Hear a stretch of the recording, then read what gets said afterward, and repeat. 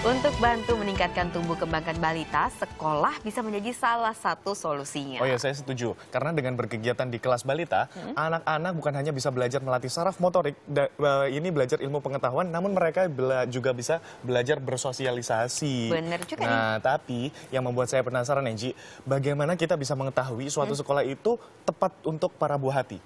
Itu dia memang tantangannya bagi para orang tua. Jadinya Zendi, orang tua tuh harus benar-benar selektif itu dengan pilihan sekolah si buah hati. Nah, bagaimana? Saksikan informasinya dalam Pola Bocah.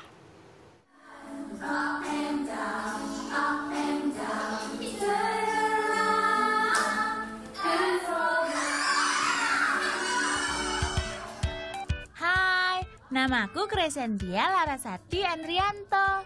Biasa dipanggil Laras, umurku 3 tahun. Aku duduk di kelas balita, tepatnya di kelas nursery di Sekolah Internasional di Bekasi. Masuk sekolahnya setiap Selasa dan Kamis. Hai, nama aku Laras. Aku suka sekali main Play-Doh sama Sino. Banyak sekali. Mungkin banyak yang melihat aktivitasku ini seperti sedang bermain. Padahal banyak sisi edukasinya. Jadi istilahnya bermain sambil belajar. Makanya aku tak pernah bosan datang ke sekolah. Nah, yang sedang aku lakukan ini namanya aktivitas fine motor.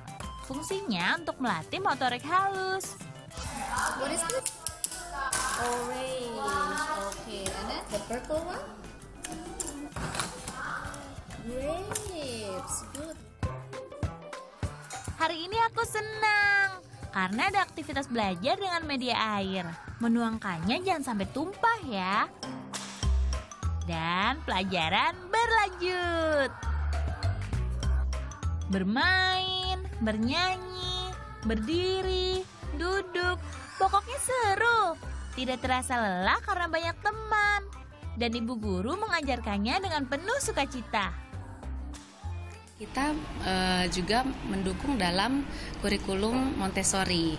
Jadi dengan Montessori kita mengajarkan anak untuk bisa mengerjakan segala sesuatunya dengan mandiri. Dan di samping itu program yang ditawarkan di sekolah juga adalah program IB untuk kurikulum ataupun mata pelajaran yang kita ajarkan kepada anak-anak sendiri. Untuk kesulitan mengajar anak kelas anak playgroup biasanya itu kita alami di awal ajaran. Biasanya anak-anak masih ada yang suka nangis, masih ada yang mencari orang tuanya. Mainan atau buku atau buku. Sementara di rumah, ibu biasa mengulang semua pelajaran yang aku lakukan di sekolah. Pelan-pelan dihitung. Terus? Terus habis itu pindahin lagi, tapi yang cepet. Oh gitu, cepet ya. Aku bisa, harus diginiin dulu. Oh gitu. Kalau cepet-cepet gitu tumpah nggak? Enggak, nanti aku lap lagi. Oh nanti dilap lagi kalau tumpah ya. Iya. Oke deh. Terkadang ibu suka terheran-heran dengan perkembangan positifku. Kami merasakan dampak positif dari apa yang diberikan sekolah untuk kecerdasan maupun secara kecerdasan mentalnya pun sangat kelihatan. Dia juga melatih dengan peralatan di sekolah, melatih membuka dan menutup kancing atau melakukan tali temali. Aplikasi di rumahnya dia bisa membuka tali sepatu sendiri, kemudian dia juga bisa membuka kancing baju sendiri gitu. Tidak berbeda denganku, temanku Malika Rizka Lazuli, umur 5 tahun juga belajar di kelas balita prasekolah. Bedanya, Malika belajar di sekolah non-formal di Kalibata. Halo, namaku Malika. Aku bikin planet Jupiter. Jupiter. Kegiatannya beragam dan menarik tentunya. Metodenya bernama Fun Science Experiment. Belajar mengenal alam dan tata surya. Malika dan teman-temannya belajar mengenal 9 planet. Saat belajar membuat planet, Malika memilih membuat planet Jupiter yang besar dan mewarnainya dengan warna hijau. Permainan yang tak kalah serunya adalah saat membuat dan bermain roket.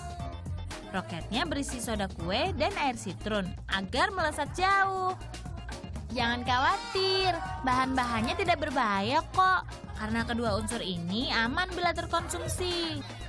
Rasa soda kue itu pahit, dan sitrun rasanya asam.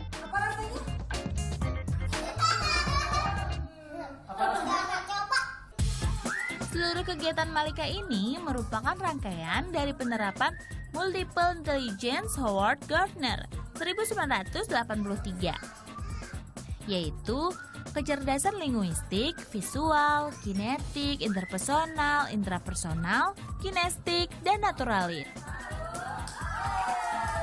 Jadi kegiatan-kegiatan yang kita selenggarakan itu tujuannya untuk mengembangkan 8 kecerdasan jamak atau multiple intelligences pada anak.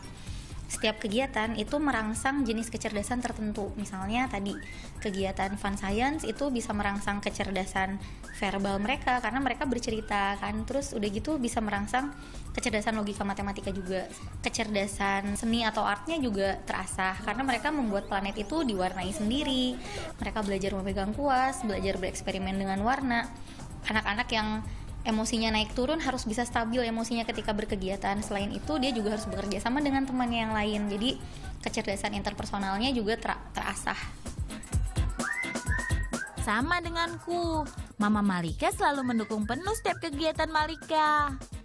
Kalau di rumah kan saya hanya sekedar bacain kan, dia nggak terbayang dalam pikirannya apa tuh namanya rotasi gitu kan.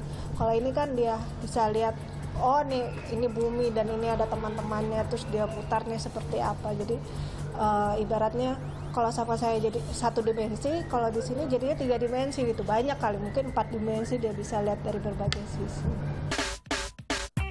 Selain bekal pengetahuan dasar dari orang tua di rumah, prasekolah bisa menjadi alternatif untuk perkembangan optimal anak. Metode belajarnya fun, jadi anak tidak merasa tengah belajar. Karena tentu proses belajarnya menjadi lebih kaya dan mungkin lebih fun. Mungkin ruang untuk bereksplorasinya menjadi lebih luas di anak-anak. Jadi setiap kali dia masuk ke dalam tahapan perkembangan selanjutnya, dia tuh anaknya juga lebih optimal kan? Karena dia lebih optimal stimulasinya, karena dia lebih kaya stimulasinya, anaknya jadi lebih pinter. Sekolah khusus ini memang mengedepankan unsur bermain. Manfaat lainnya, anak jadi mudah bersosialisasi. Namun, tidak semua sekolah menyuguhkan metode yang baik dan lengkap bagi balita. Itu sebabnya, orang tua wajib selektif mencari sekolah yang tepat. Kita tentu harus pilih ya, sekolah-sekolah untuk anak-anak toddler, anak-anak balita yang betul-betul cocok untuk anaknya. Jadi segi kecocokannya tuh begini. 1, memang dia mudah dicapai dari rumah, jadi jangan kejauhan ya. Terus yang kedua, itu lingkungan sekolahnya memang aman. Kurikulumnya cocok untuk usia anak kita dan kebutuhan kita menyekolahkan anak di situ. Yang keempat adalah seluruh perangkat penyelenggaraan pendidikannya di sana, kepala sekolah, guru, sistem semuanya memang toddler friendly. Memang, melatih motorik halus dan kasar anak tak harus melalui preschool atau kelas prasekolah. Di rumah pun bisa, asal orang tuanya mau membimbing. Pilihan sekolahnya pun tak harus yang mahal atau internasional. Semuanya ada di tangan orang tua. Karena peran orang tua sangat penting demi pertumbuhan optimal anak.